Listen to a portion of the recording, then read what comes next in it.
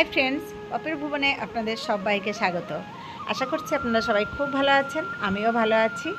আর আজকে দেখাবো আপনাদেরকে যে বোলপুর কোপাই নদীর এখন কি অবস্থা। এটা হচ্ছে আগের রূপ আর বর্তমান রূপ হচ্ছে এটা।